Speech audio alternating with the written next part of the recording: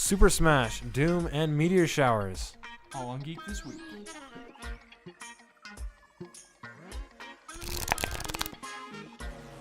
Hey guys, welcome back to another episode of Geek This Week, the show where we cover all the things in the last week that you might geek out about. I'm Brogan. I'm Gavin. And like usual, we've got a ton of stuff to get into, so we're just going to jump right in. This week we have a ton in gaming.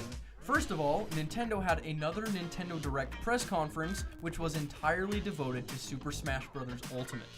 The roughly 25-minute mini-conference covered many of the features and additions incorporated into the new Super Smash Bros. Title, coming to the Switch later this year, and it certainly got the hype train's engines going, to say the least. It looks like they will be bringing back many classic Smash Bros. Maps from games throughout the years, including all the stages from the original Super Smash on the Nintendo 64 with their original graphics, for nostalgia's sake, obviously. The game will also include greater levels of customization than has ever been seen before in a Smash game, thanks to the 100 plus stages, dozens of new items and character trophies, new settings, and customizable level layouts and soundtracks. The game will also see the return of tourney and classic game modes, and the addition of a few new ones. If all that isn't enough, they also announced a few new playable characters and Echo Fighters. Simon and Richter Belmont, Chrom, Dark Samus, and King K. Rool, to be exact. With all of these announcements, December 7th just cannot come soon enough. While on the topic of fighting games, a few other franchises have made some big announcements as well. Bandai Namco's Tekken 7, released back in 2015, will soon be receiving Season 2 of Playable Fighters. The recent reveal trailer teased the return of some longtime characters of the series like Anna Williams and Lei Wulong, as well as some unexpected concept art for The Walking Dead's Negan to soon join the fray. After multiple announcement trailers for Soul Calibur 6 coming out this October, people have finally pieced together a tentative character roster for the game, including many classic Soul Calibur fighters, a few unannounced characters, and Geralt of Rivia from CD Projekt Red's The Witcher series. While not all of this is new announcements, the continuing release of new trailers point that the game is in its final stages of development, and that's exciting enough. In yet another bit of fighting-esque gaming news, we received multiple gameplay trailers for the new Doom Eternal at QuakeCon this last week. The trailer featured the famous Doomslayer with the same iconic weapons as the first game, but he now also appears to have an arsenal of melee weapons, including an arm-mounted sword, a grappling hook, and a literal Hellblade.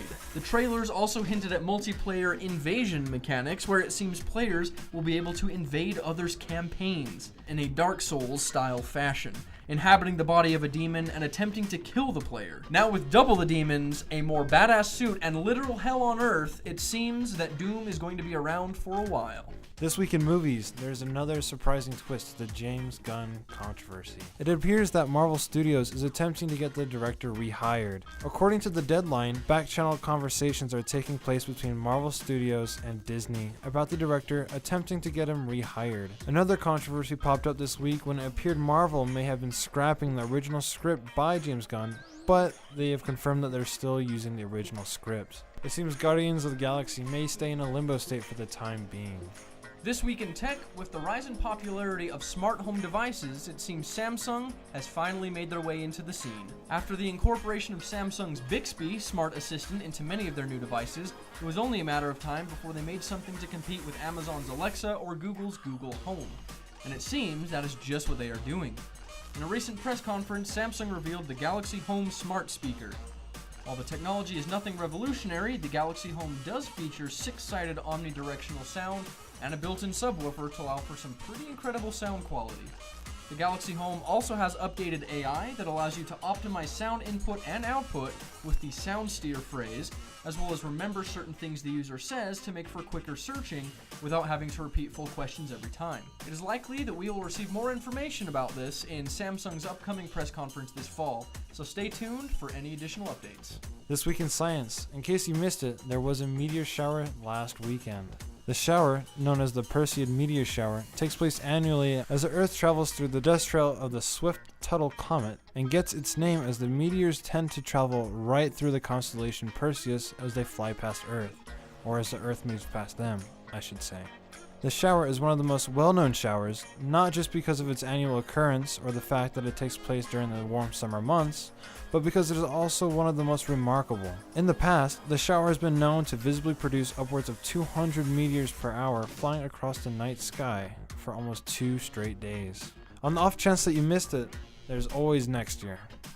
While talking about space, another pretty impressive event took place this last weekend. On the morning of Saturday, August 11th, NASA launched a small spacecraft designated the Parker Solar Probe.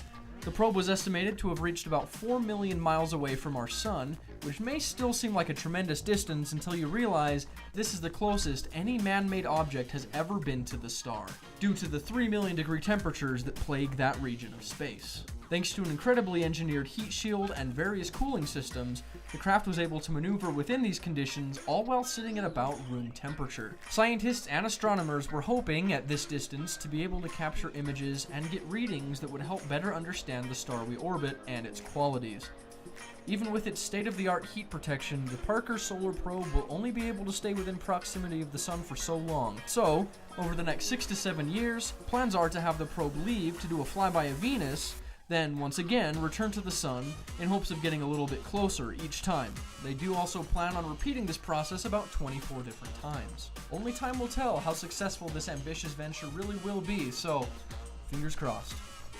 And that's going to wrap it up this week. Thanks for watching. Be sure to like, subscribe, comment, let us know if we missed anything, and then we'll see you geeks next week.